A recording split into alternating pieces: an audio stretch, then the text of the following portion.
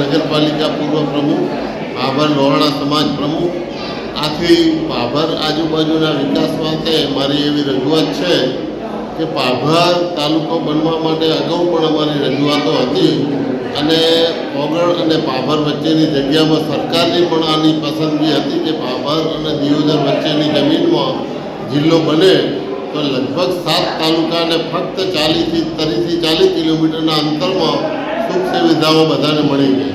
માટે અમારી નગરજનોની અને આજુબાજુના તમામ આગેવાનોની આ રજૂઆત છે કે સરકારશ્રીએ આની પૂરેપૂરી તપાસ કરી અને જે રીતે નજીકમાં લોકોને સુવિધા મળે એ રીતે ભાભર આજુબાજુમાં જિલ્લો બને તો લગભગ હું માનું ત્યાં સુધી આ બાજુના 2 થી 3 લાખ લોકોને સુવિધાઓ મળી એવી અમારી નગરજનોની અને આજુબાજુના તમામ આગેવાનોની માગણી. વિજય વંદે માતરમ. હાલ ગુજરાત સરકાર દ્વારા અલગ અલગ જિલ્લાઓ કરવાનું વિચારણા થઈ રહી છે.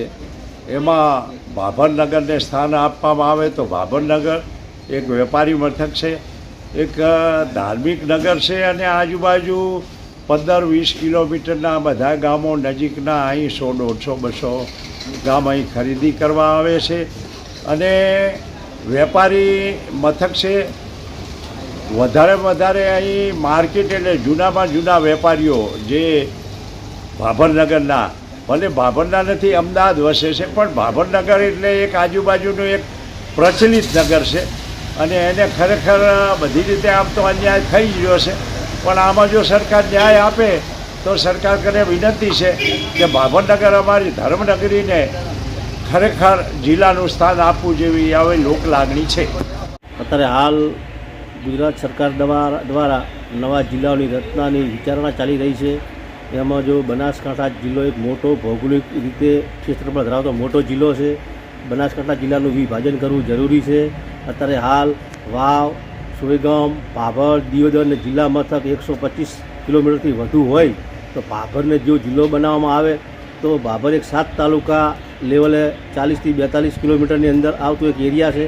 ભાભર નગરપાલિકા વિસ્તાર ધરાવતું મોટું સિટી છે, રેલવે વિસ્તાર ધરાવતું મોટું સિટી છે અને બનાસકાંઠા જિલ્લાનું વેપાર ક્ષેત્રે પણ મોટું સિટી ધરાવતું એક મોટું મથક છે. તો ભાભરને જો જિલ્લો બનાવવામાં આવે તો જે સરહદ વિસ્તાર છે એને મોટો લાભ થઈ શકે છે, નાણાં બચી શકે છે, સમય બચી શકે છે અને આમ જનતાને ખૂબ લાભ થઈ શકે છે.